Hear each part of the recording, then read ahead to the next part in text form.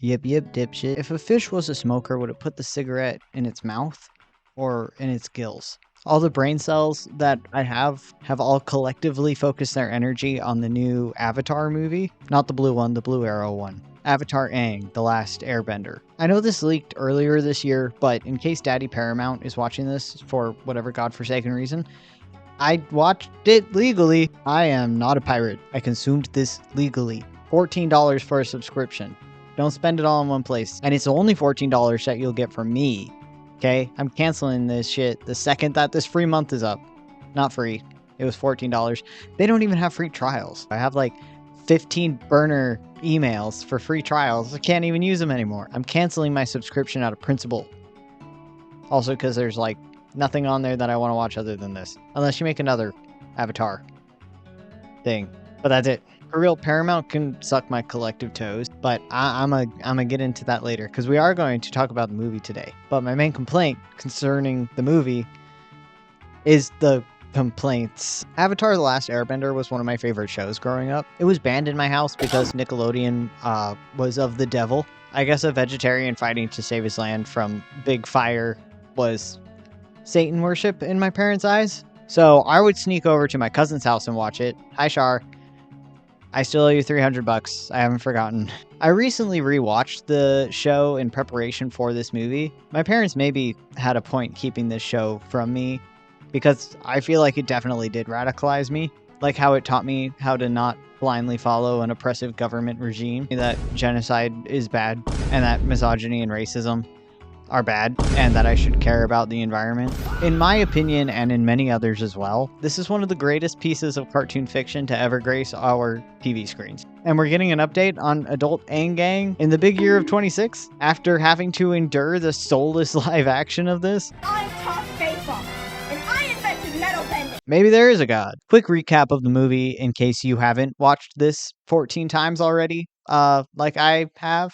Avatar Aang the Last Airbender is about Aang, who is the Avatar, and the Last Airbender. Airbender, I hardly know her. When he was 12, he ran away from home and was banished to the Shadow Realm by an average Florida afternoon. To avoid drowning, he became an Aangsicle for 100 years, and during that time, all of his people got barbecued. So, safe to say he's got a little bit of guilt there. He is now desperately trying to preserve his culture by collecting knickknacks. In doing so, he learns about another avatar that is mysteriously missing from the lineup. Rumored to have this magic wizard staff that turns the average Joe into a magic Joe. And these average Joes are known as the Denied, and they want the wizard staff. They destroy a historically protected site and steal the map, which Aang is not thrilled about. So he uses his avatar catalog of smarts to find the last known iPhone ping. It's on top of a big ol' mountain. And with his max stamina wheel, Aang Breath of the Wild's his way up the mountain,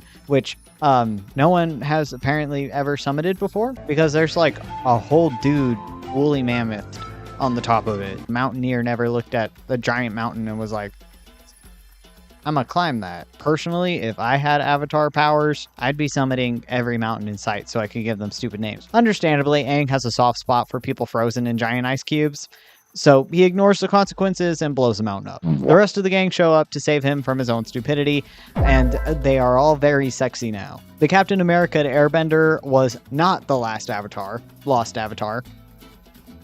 Not the last one either, but also not the lost one. He tells them that the staff gave him airbending, so he and Aang can use it to bring back Aang's people. They race the Denied through the American Midwest, during which Taga says racist grandpa things to Aang, and tries to do a mass murder. But Aang decides that he's chill still, probably. So chill that he sends Aang to go get the wizard staff while Taga murders all of Aang's friends. He's super excited to tell Aang that he retired them all from life so that now they can go make a airbender army and create worldwide retirement for all the other benders. But unfortunately for Taga, Aang is not super racist and is pretty upset with this turn of events. So Taga murders him too, to show him how much he cares.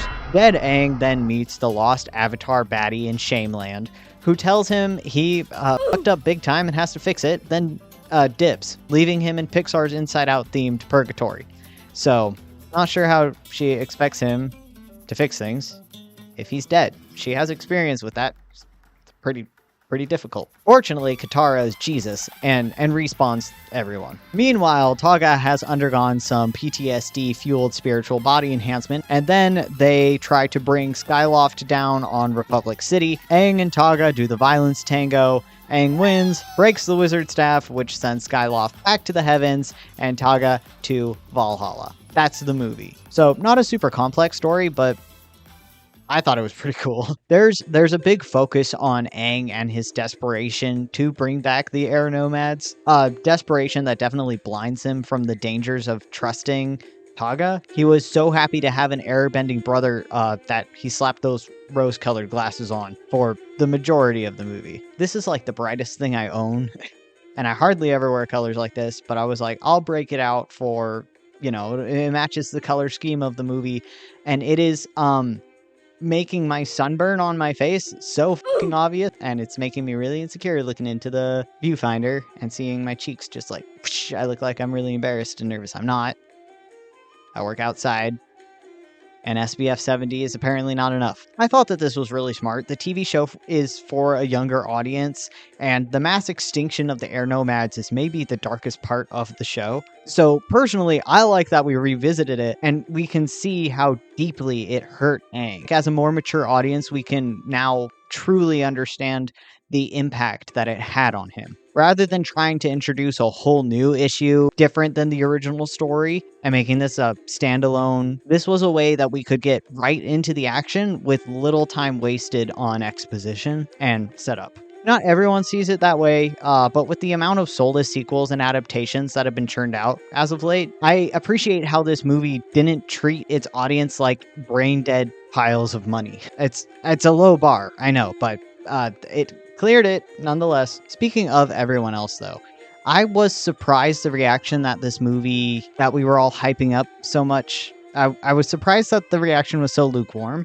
I saw mostly complaints from the fans, which is really disheartening. The fact that this even exists was incredibly healing. So much time and attention was put into the visuals. You can see that the team is real life people who care. I have not seen 2D animation like this on this scale in such a long time. And I can pause at any point in this movie, and it is like a wallpaper background on my desktop worthy piece of art. It's beautiful. If I had $1 for every time I exclaimed, "It's so pretty," I would be able to buy out Paramount and put this in theaters, which I am rushed that it didn't get a theatrical release. I feel like I still haven't fully watched it because I haven't seen it on the big screen. And I'm not really a movie theater guy. I want to be, but I struggle with movie theaters. I find them understimulating because I'm one of those people that has to be doing one of those people. I have the brain non-focus disease, and so my hands have to like constantly be like creating or doodling or whatever in order for me to like focus on something, and I can't do that in a movie theater without being rude. And so I only go see movies that I know are going to like capture me, that I'm going to be like drawn in. So I knew that this was going to be one of those movies, and whenever I can pay attention in a movie theater, it's really nice because it's like I'm fully engrossed. I'm like in the movie, and that would have been this, but it's not this. So watching it in my living room was fine. I was like equally sucked into the movie. The entire time I had a melted bowl of forgotten ice cream on my lap, and my bladder nearly exploded by the end of it, which are both good things. So that's the sign of a fantastic movie. Now, I'm not saying that it's perfect, but a gorgeous piece of fiction falls into our laps after we've been screaming for 2D projects like this to happen. And instead of celebrating it, all I'm seeing is, why is Zuko's lightning scar gone if Aang's is still there? Why is the bending so weak? Actually, Aang's physique is impossible as a vegetarian, which might be the craziest take. I'm a vegetarian. I'm living proof that you're incorrect. I'm built like a Norse god over here. And I do have issues with this movie. My main issue, and something that I find like borderline unforgivable, is that there's not nearly enough screen time for Toph's arms. In fact, no amount of screen time is enough time for Toph. I didn't think that they could make her any cooler. My bad, because I've never been so wrong in my entire meaningless life. We need a sequel to this, and it needs to just be Toph and her sculpted muscles. I don't ask for much. Zuko also got absolutely jacked, making his dear old dad look like a beanstalk. And Aang, twinkle toes, more like twinkle traps. This scene alone made me go back to the gym. Eat your greens, kids. Aang's outfit also had a bunch of nods to the Water Tribe, which is a really heartwarming touch. From the furs and the beads, because, you know, he is a part of Katara and Sokka's family. Sokka has my favorite hairstyle, personally. I mean, they all have amazing hair, with the obvious exception. But the rest of them are basically auditioning to be like L'Oreal models. Aang can join like The Rock's shampoo line, I guess. But the time that the animator saved by not having to animate Aang's hair, I feel like got poured into his eyes. I don't think I've ever seen a 2D show that made eyes that catch light the same way that his do. And they're like not super detailed either. Like simplistic, cloudy. That makes sense. Katara's eyes are also gorgeous. Really, Katara's whole design. She's drawn to look really warm and kind, like her outfit and everything. And then you're reminded that she's biblical, splitting the stormy seas, traversing on water, reviving the dead. Katara is Jesus. I feel like people forget how powerful Katara actually is. Like, she's one of the greatest waterbenders, if not the greatest waterbender of their time. She's just also with the inventor of metal bending and the literal avatar and the Fire Lord overshadowed just a little bit. Sokka's like a personality hire, I guess. That's not true. Sokka is Batman. He's the Batman to their Justice League. Katara actually was going to be pregnant in the original designs, which is a really neat concept. But I'm ultimately glad that they didn't do this. But with the whole story surrounding Aang being the last airbender, and there being a possibility that his kids could inherit his bending, it would muddy the storyline a little bit. And the creators talked about this as well. They also stated that they didn't want people to think that Aang and Katara were having a family out of necessity, but instead out of love. And it's a really good thing that they said this, because there's some absolutely disgusting takes from some pitiful loser dudes on the internet. They watched this movie and their takeaway was that Aang should have just started popping out as many airbender babies as possible. First of all, this solves nothing. Inbreeding is a thing. The family tree would not be diverse enough. But I just feel like any way Aang tries to have a family in this movie storyline, it will never be seen as sincere, if that makes sense. Now, that is a small portion of the internet that is saying that. I wouldn't even call them fans, because obviously they're not learning from the morals of the show.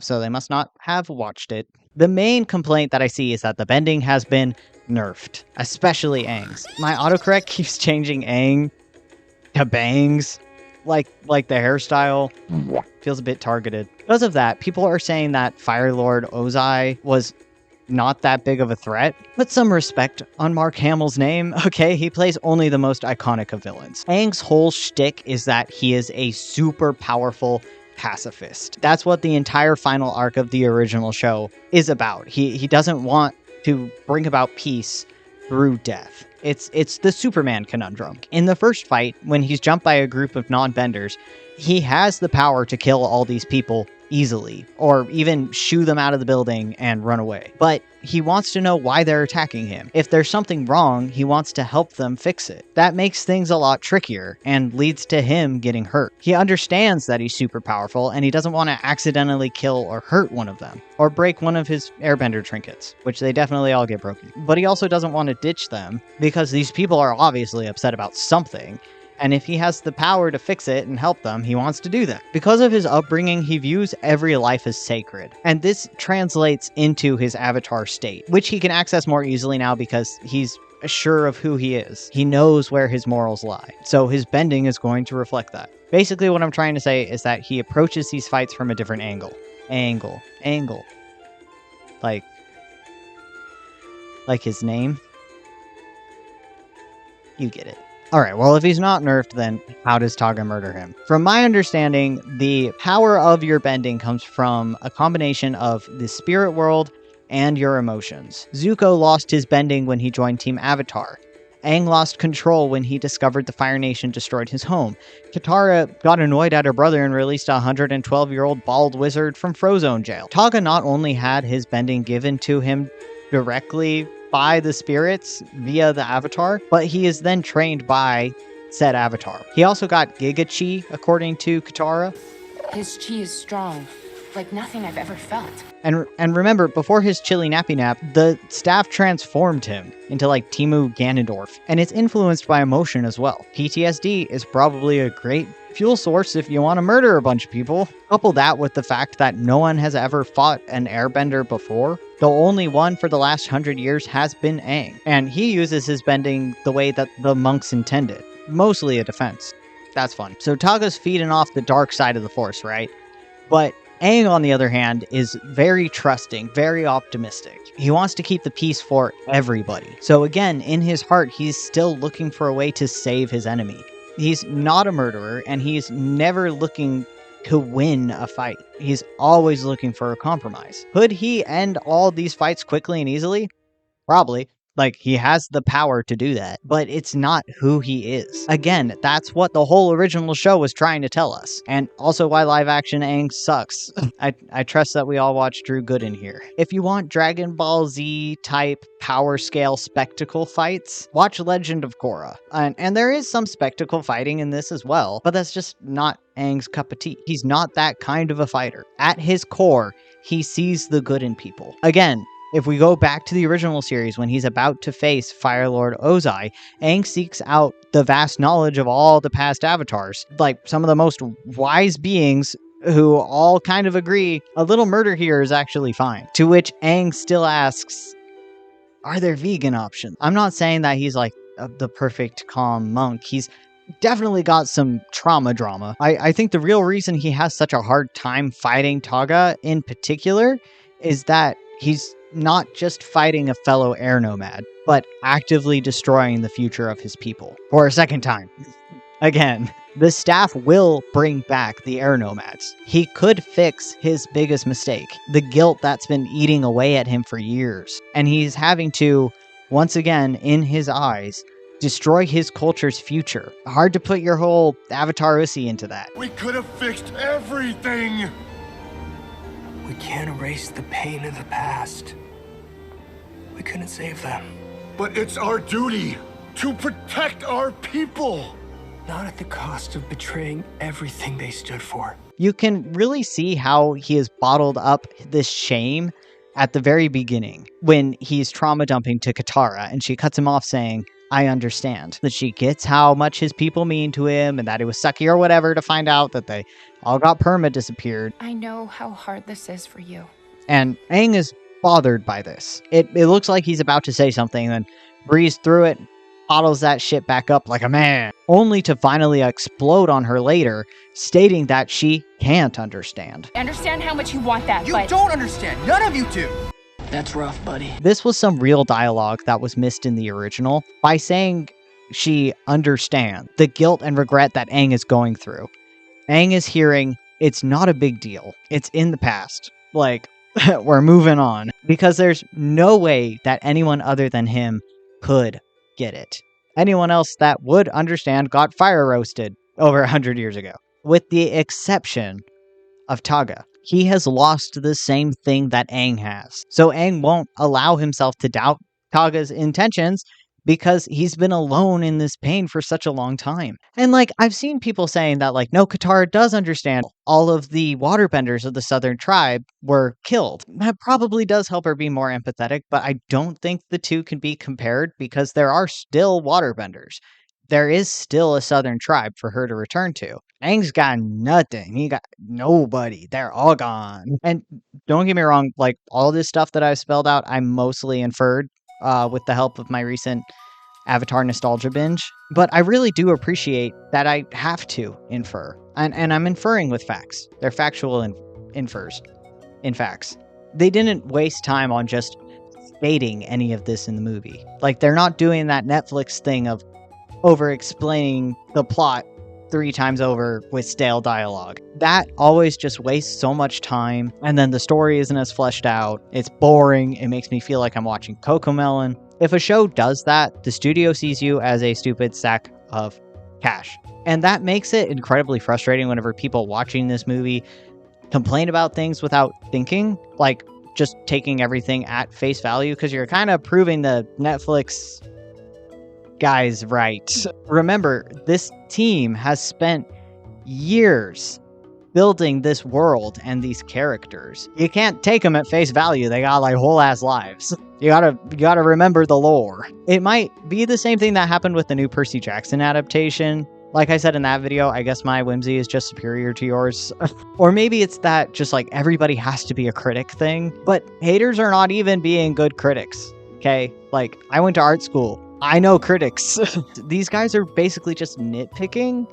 And again, nitpicking without like referencing the facts from the original show. And that's why I think that it might be the same case as Percy Jackson, where the fandom is just so old and there's so much nostalgia embedded in it that the fans now think that they know the canon and the characters better than the creators do. So no matter what the creators make now, the fans will still not be happy because it doesn't adhere to their version. It could have gotten Netflixed. Guys, is that what you want? Because the live action makes me want to peel my skeleton out of my eye sockets. Now, like I said before, this movie is not perfect, and there are things that I wish that we could have explored more in it, like Toph's arms.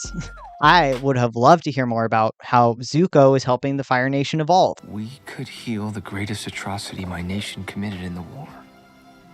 This could be the final step to rebuilding the world. There's this really cool parallel happening where Zuko is trying to use his past to change the future of his culture, while Aang is trying to preserve the past for the future without changing it. And I think that everybody collectively agrees that we would have loved to see more Team Avatar in this, but I understand that that is an impossible ask. This isn't a TV show, it's a movie, so they've only got like an hour or so to go from beginning to conclusion.